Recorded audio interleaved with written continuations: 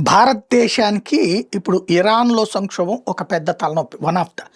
దాంతో వాస్తవంగా మనకి ఇరాన్ నుంచి ఆయిల్ కొంటలేదు కాబట్టి మనకేం ప్రాబ్లమ్ లేదు. మిత్రదేశం అంటే మనకి మిత్రుడే. అక్కడ ఉన్నటువంటి పోర్ట్ చాబహార్ పోర్ట్ మన చేతుల్లోనే ఉంది. మనం ఇదివరకు తీసుకున్నాం. అది నడుపుకుంటున్నాం.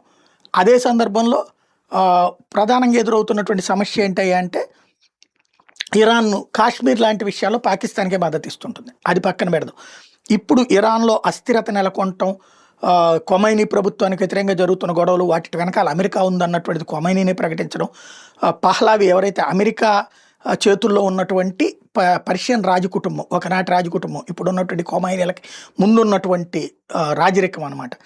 ఆ కుటుంబానికి సంబంధించిన పహ్లావి స్టేట్మెంట్లు, ఇంకో పక్కన అమెరికా ఇజ్రాయెల్ కలిపి ఇరాన్ మీద దాడులకు సిద్ధమవుతున్నాయని చెప్పడం, ఇంకో పక్కన లోకల్గా ఉన్నటువంటి ప్రజలు తిరగబట్టడం, ధరల పెరుగుదలకు వ్యతిరేకంగా జరిగి ప్రారంభమైనటువంటి ఉద్యమాలు కాస్త ముదిరి పాకాన పట్టడం, వీటన్నిటి మధ్యన అక్కడ కమ్యూనికేషన్స్ కట్ అయిపోయి అంతా గందరగోళంగా ఉంది. మనకి సంబంధించి భారతదేశంలో బాగా ఉత్పత్తి అయ్యేటటువంటి బాస్మతి రైస్, పంజాబ్, హర్యానా ఈ ప్రాంతాల్లో ఉత్పత్తి అయ్యే బాస్మతి రైస్లో అత్యధికంగా అమ్ముడుపోయేది ఇరాన్లో.